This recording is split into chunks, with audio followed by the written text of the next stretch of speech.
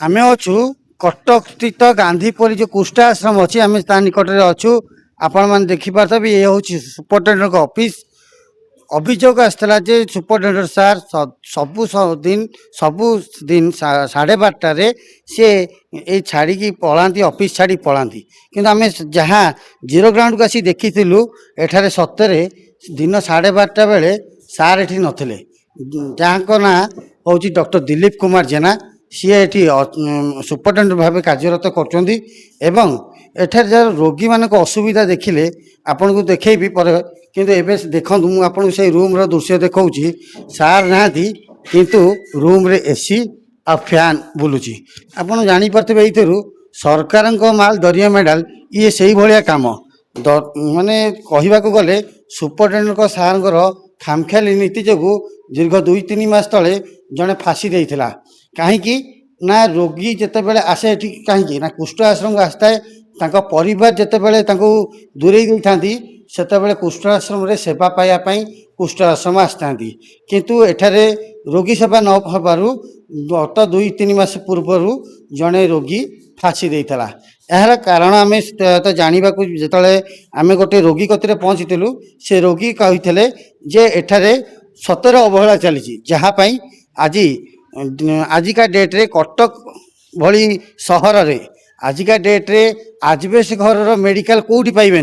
किंतु पाइबे तो पाइबे कुष्ठ आश्रम में पाइबे गांधीपल्ली एरिया भितर गोटे जिनस अच्छी आपड़ देखिथे ये आपन को पूरा चित्र देखी ये हूँ से चित्र जो घर देखुं ये हूँ से घर जहाँकि पूरा डैमेज ये घर फटा कांथ पूरा काठ खाई झरका गली गला कबाट दे होनी आपड़ ये पानी टांकी दृश्य नजर पकातु ए पानी टांकी ऊपर देखा जो भाया ता भीतर अवस्था कौ भली थी आपड़ यू जानीपारे जे कौ भाया ए पारिपार्श्विक स्थिति थी तो गोटे रोगी जदि एभलिया सेवा पाई आपण को पाइब ताले निश्चित कौटी ना कौटी सी शेष मुहूर्त फाँसी ही से निजक निज देदेव एभली घटना थरे नुह पूर्व 2 थर घटी किंतु एपर्यंत सरकार तेजिनी किंबा सुपरटेडेंट तेजी ना ए सुपरटेडेंट थिला बेले 3-3टी केस हो गला एपर्यंत सुपरटेडेंट बदली होना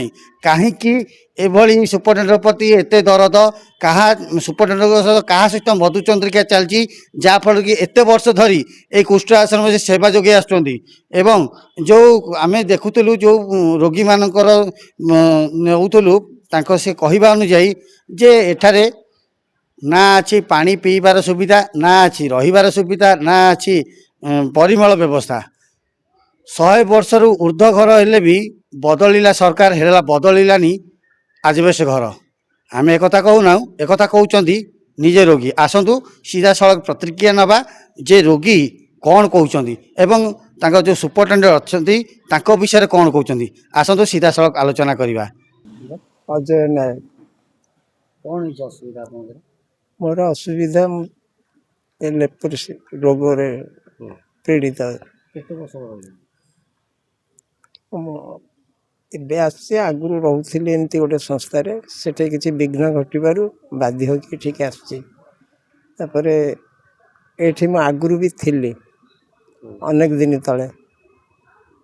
ଏ ଘର ଦ୍ୱାରର ପରିସ୍ଥିତି ସମାଜ ଉପରକୁ ଦେଖିବାକୁ ଗଲେ 100 ବର୍ଷରୁ ଉର୍ଦ୍ଧ୍ୱ ହେଇପାରେ, ତାର ଠିକଣା ତ ଆମେ କହିପାରିବୁନି।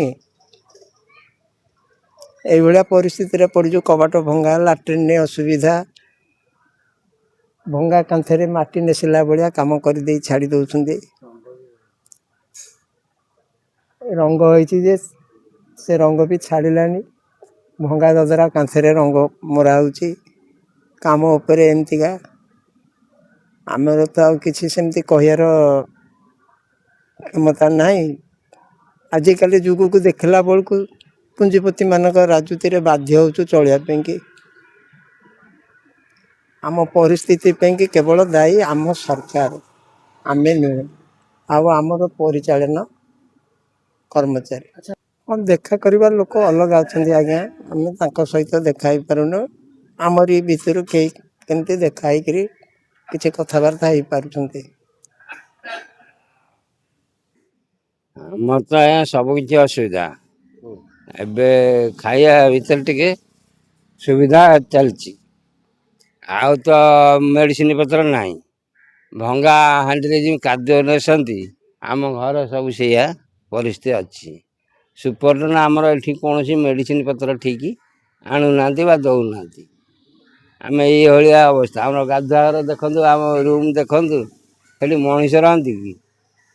ଆଉ ଏଇ ଆମର ସୁପରଟନ ଠିକ୍ ଟାଇମ୍ରେ ରହୁନାହାନ୍ତି। ଆସୁଛନ୍ତି 8ଟାରେ, ଆସୁଛନ୍ତି 12ଟା ବାଜିଲେ ଯାଉଛି।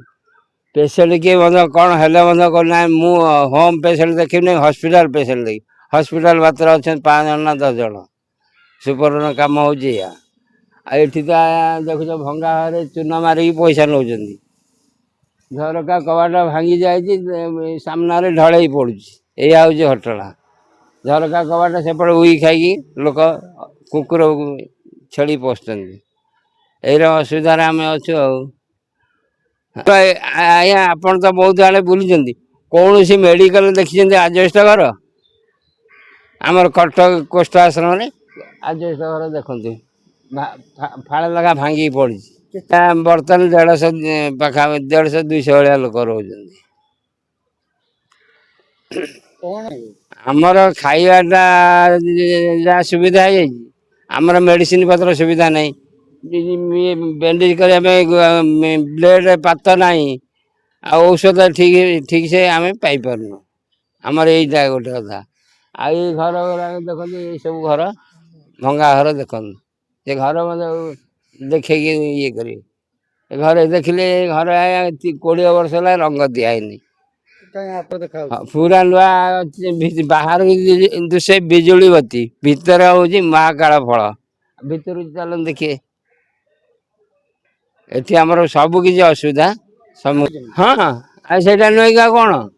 ଆଉ ସେଇଟା ନୁହେଁ ଆଉ କ'ଣ କହିଲେ କି? ଏଇ ଘର ରଙ୍ଗ ପଇସା ଖାଉଛନ୍ତି।